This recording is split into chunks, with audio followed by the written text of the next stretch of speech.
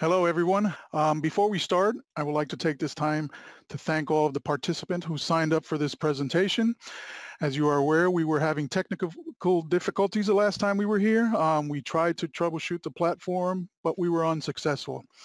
As a backup, we decided to record it for you guys and send it out via mail. We'd like to offer you our sincerest apology for not making this happen. That being said, we'll be going over what is cybersecurity and how do we protect critical infrastructures. The agenda goes what critical infrastructure is, cybersecurity skill set, basic components in an OT network, discuss how cyber attacks works against control systems, and what are various attack vectors an adversary goes through. We'll demo how an adversary attacked the control system. Then we'll go over how to defend ICS networks, and then the last one will be news clip. We'll talk about news clip about cyber attacks related to OT networks. Critical infrastructure. U.S. Patriot Act defines critical infrastructure as system and assets, whether physical or virtual, so vital to the United States that the incapacity or destruction of such system and assets will have a debilitating impact on security, national economic security, national public health or safety, or any combination of those matters. Department of Homeland Security, the DHS, identifies 16 sectors for critical infrastructure. These are chemical, commercial facilities, communications, critical manufacturing, dams, defense industrial bases, emergency services, energy, financial service, food and agriculture, government facilities, healthcare and public health, information technology, nuclear reactor, materials and waste transport systems, and the wastewater system sectors. Now, critical infrastructure could be divided up into two areas. Mostly it's OT network. This is where your programmable systems or devices that interact with the physical environment. These systems or devices detect or cause a direct change throughout a monitoring and control of devices, process, and events. On the IT sides, you're going to see a lot of computers, servers, VTCs, VoIPs that support the OT side of the house. In our group, we focus on operational technology. As an example, our group focuses more on the defense and industrial bases, and we're talking about all military facilities. Basic components found in an OT network, you have SCADA host platforms, and this involves engineering laptops, operating workstation, HMI, historians. These are considered IT systems. You also have programmable logic controllers, or what we call PLCs, or remote terminal units, which is RTUs. These perform various levels of controls and also perform real-time and continuous data collections. This is what we consider OT system. You also have the physical equipments, which are the pumps, valves, and motors that are connected to the PLCs. And you also have OT communications. As an example, we have Modbus, DMP3, Ether IP, and many more. Diverse experience. So what are we looking for? We're looking for a diversity of experience. We're looking for someone with experience or education in blue team. We're talking about computer memory forensics, network forensic experience, or some sort of malware reverse engineering experience. We're also looking for offense, we're also looking for someone who knows about red team experience. We're looking for someone who knows if they were the attacker, how will they get to point A and point B using the tools and in order to hack a system.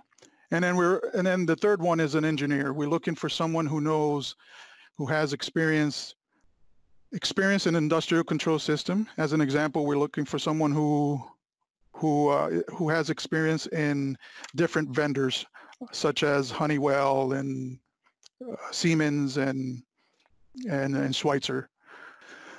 Now we're going to use Batman as the theme. Let's take a look at Batman's Batcave.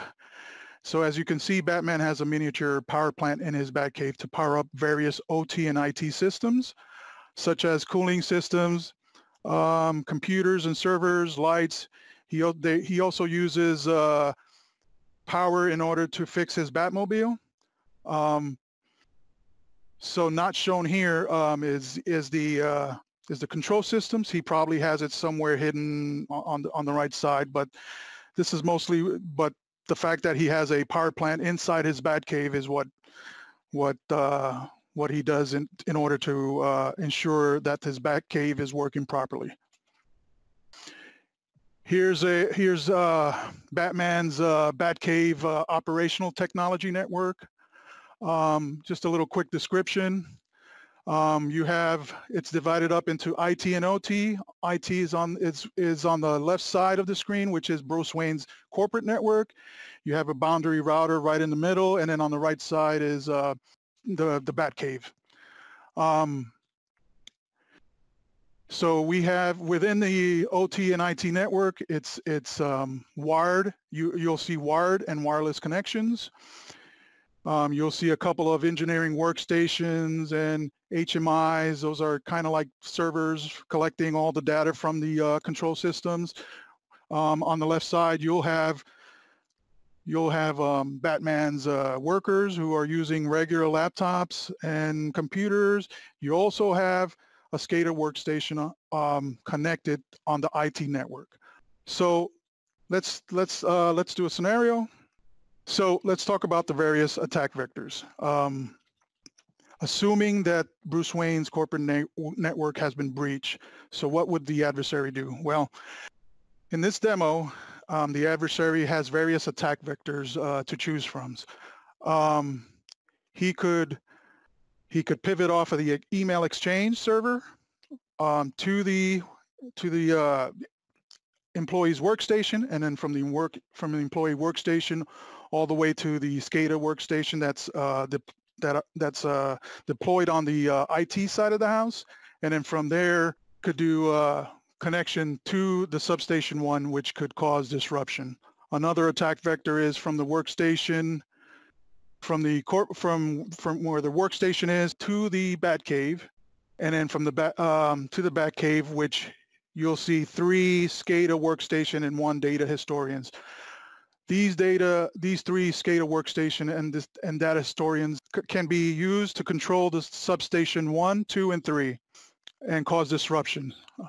Another example is a vendor's laptop. A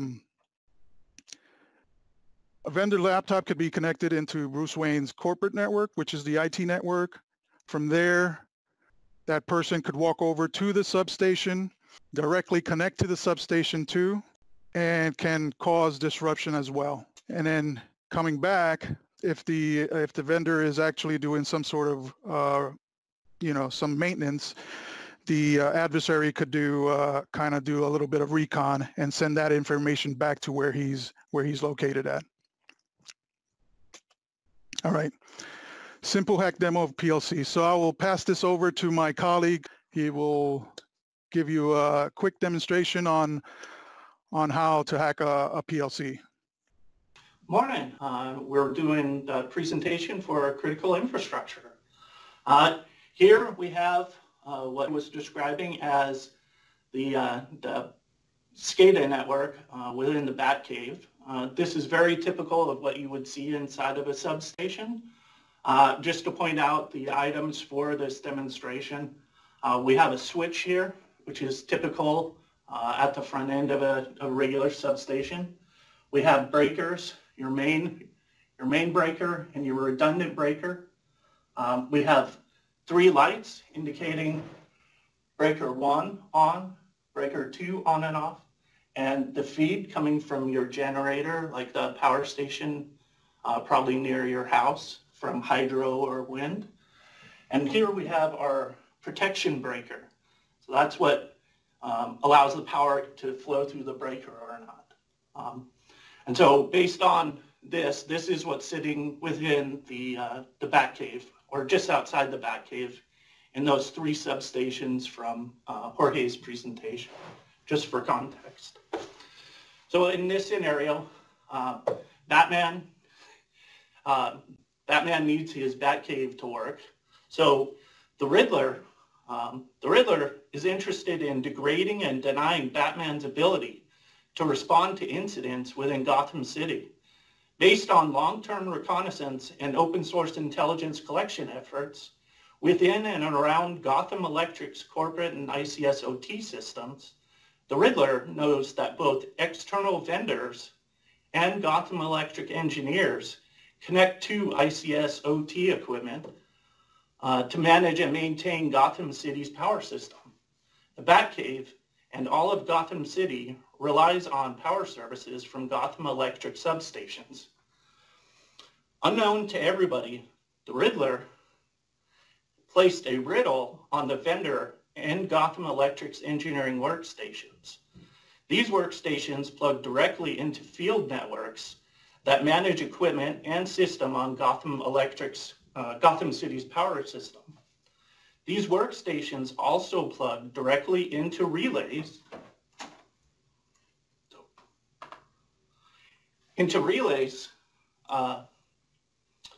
that control circuit breakers.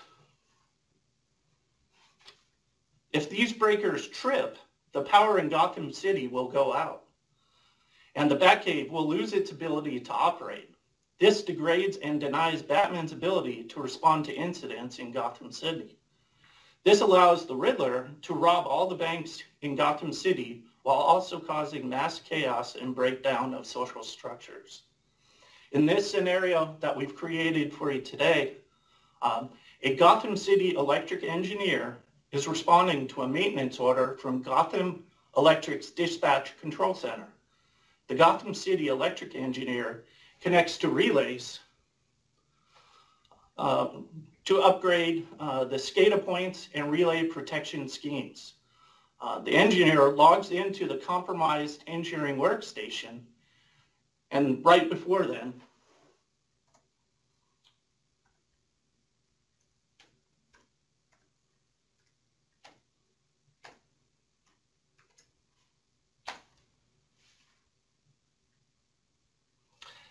and so as the Gotham Electric engineer is logging into his machine to manage the relay, the Riddler contacts Batman and says, "Riddle me this, Batman. What is useless and dark? You and Gotham City."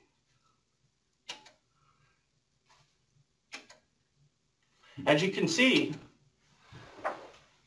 and hear, the lights indicate the power in all of Gotham City turning on and off. This is the main breaker that controls power in all of the whole city.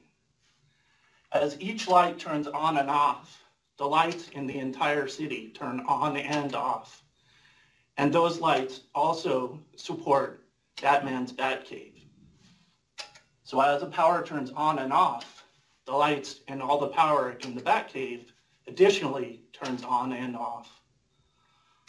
What's happening right now, and as you can see on the engineering workstation, there has been no activity and no indication to the engineer that anything is happening. This engineer, in this case, is plugged directly into the equipment, so the engineer would notice that something bad was happening at that moment. But this engineer can also plug into a network, and this could be in another city. And this engineer, with no indication of what's happening, would not know that the lights in Gotham City were turning on and off. The benefit for the Riddler in this situation is that if this were to happen in real life, transformers, large transformers at substations, like you've probably seen in your city, if they trip more than a few times, they catastrophically fail and the power doesn't come back on. So it's very, very important that we get people that are interested in helping us try to protect Gotham City from this happening for real. Now, what happened when this engineer logged into his computer? So the Riddler changed all of the passwords on this relay so that nobody could log into it again. And then he's tripping and closing both the primary breaker, the secondary breaker, and the line generating breaker multiple times, 20 times in fact, and then clearing the logs, events, and all of the alarms and reporting, because as the Riddler, he wants to create as much chaos as possible, and this would definitely create chaos. So while this is a fictional scenario based on a comic book character, in real life, there are substations with this equipment in them, very similar. And these types of laptops actually do float around, connect to networks that connect to this equipment, and also connect directly to equipment. So it's exceedingly important that we prevent, for instance, a cascading failure from this, from blacking out, say, the east coast of the United States.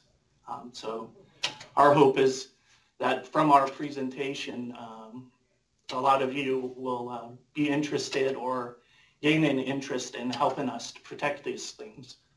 So my coworker is now going to go through ways to prevent this from actually happening on an ICS system. Thank you for the time. All righty, defending the OT network. So there's three that I go by when we're defending, OT or IT networks. The first one is network-based analysis. This is where you're dealing with the OT perimeter security design and configuration. So we're trying to, in order to provide that defense in depth approach, we want to make sure you have firewalls, intrusion detection systems, collecting traffic, and ensuring that we have VLANs configured. And as for configuration, we want to make sure that the configurations are hardened. We're also looking for network device firmware. We want to make sure that these firmwares are up to date and not outdated. Outdated firmware can cause a lot of vulnerabilities, and adversaries can take advantage of those vulnerabilities. Traffic analysis, we have anomalous OT-IT protocols, where we could have that analyst analyze the traffic for anything that's not supposed to be in the network, communicating between the engineering workstation and the control systems. We're also looking for any type of network intrusion. We could use Snort as an example to alert us for some sort of exploit of any hacking that's occurring in the OT network. We're also looking at access control list. Access control list is basically controlling what OT communications should be between an IT and OT, whether it's email or some sort of other services, or OT communications like Modbus and DMP3. And we're also looking at logs.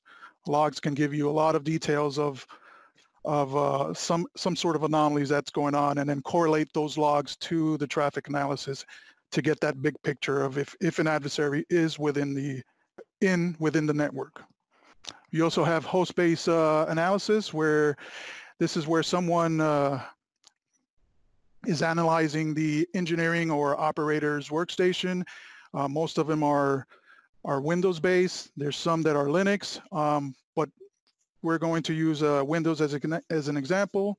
Some of the to defend it is basically making sure that the windows are hardening. Check for unknown processes. We want to make sure that only the allowed communications are occurring throughout the network.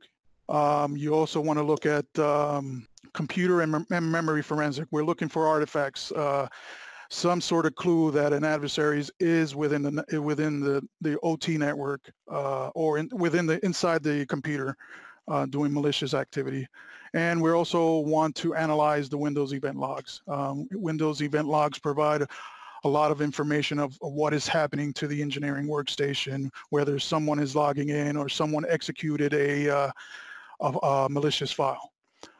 For OT control systems, PLCs, we want to make sure that the control systems are hardened. Now, there are a bunch of documentation out there that you could use in order to harden the control systems. And just like the network devices, you also want to look at the firmware. You want to make sure that the firmware is updated and not and you don't have some sort of like an end of life or an outdated firmware that an adversary can exploit of. You also want to make sure that you have a gold copy of the ladder logic. Adversaries do take advantage of ladder logics. They do a lot of changes to the ladder logic that could cause disruptions. And at the same time, we also have logs from that get generated from the control systems. It's best that you it's recommended that you look at the logs and analyze it and correlate it with the engineering workstation and the traffic analysis that you're collecting and all the alerts that's going on. Now, in this example, we're going to go over and I'm just going to show you how to defend the network within the perimeter. So the first thing I'll do is remove the engineering workstation from Bruce Wayne's corporate network. That's the one thing that we don't want. We don't want Bruce Wayne's the employees to go through the border and go to the OT side of the network and cause disruption. So you want to remove that. You want to remove wired and wireless connections. You want to remove routers and replace it with dual firewalls and configure the firewall with a DMZ and ensure that DMZ, you deploy a data historian on the DMZ. On the firewall, you want to make sure you configure the access control list, making sure that you only have one-way connection from the OT network to the DMZ, and on the other side as well, just one way. You don't want to have two-way connection going back and forth. You want to deploy the 3 network intrusion detection system close to the substation on the 3 substations. Instead of a flat network, you want to configure, making sure you configure of VLAN, the workstations that control each of the devices. So you want to separate them and not make it one flat network. You want to make it as, you want to configure VLAN on each of the workstation. So you want to have separate networks on each of the workstation. And for the vendor's laptop, you want to make sure that you scan the laptops for any processes, executable files, or any signatures that might be malicious. You want to make sure that the Windows is up to date in patches, and if I was the person in charge, I will make sure they conduct a malware analysis on the computer, on the laptop, just to make sure that everything is good. If the vendor goes straight to the substation, instead of connecting it straight to the substation, you want to connect it to the switch. Now, the reason I'm saying this is once a laptop connects a switch sends connection logs to a centralized server, so you could identify if a person has been there and connected and doing some maintenance on it, and you could track what the vendor is doing. If by any chance, let's say there is malicious activity occurring in the laptop, and it's connected back to the Bruce Wayne's corporate network, you want to make sure that the firewalls are blocking laptops that are going out to the internet. You want to make sure it's nothing, because again, Bruce Wayne corporate network is very sensitive. They do a lot of support to Batman's OT network. So, and again, you also want to deny all traffic coming from the internet to Bruce Wayne's network, corporate network. Traffic analysis is also called network forensic as well. When you do traffic analysis, you always want to choose the tools that makes you comfortable, so you could monitor all the traffic that's going in and out of the corporate network. You also want to monitor traffic that's being sent from the engineering workstation to the to the control system. You also have logs, Zeek logs, that could take all that traffic and provide you with some sort of connection logs, Modbus, DMP as an example, FTP, and then you could forward that, you could ingest that to some sort of SIEM, such as Kibana or Splunk. Here's an example of log analysis. This is something that when you're looking for the adversary, you're hunting for the adversary, you want to know what's going on with your computer system or your laptop that's controlling the control systems. These are 3 examples. One is the Windows event logs, which everybody knows. You have your PLC diagnostic logs. This is very useful for when you're trying to see what's been going on in the background with the control systems. And you also have PowerShell logs as well. Again, you could correlate all this along with the traffic to get that one big picture. Significant ICS cyber-related incidents. Here we have 3 news clipping related to OT, malicious activity that's been going on in the last couple of years. I'll let you read it. One thing just wanted to point out is that on the first clipping, you want to make sure that for pen testing incidents, you really don't want to conduct any pen testing on OT networks. Some of these control systems are very sensitive to tools such as Nmap and Metasploit or whatever tools you use to do pen testing. So it's very important that you don't do it. Yes, you could do it on the IT side, but the OT side is very different. You could cause disruption if you do pen testing on it. All right, and that concludes my brief. For any questions, please contact Ashley Olivas at ashley@sacnas.org, and thank you.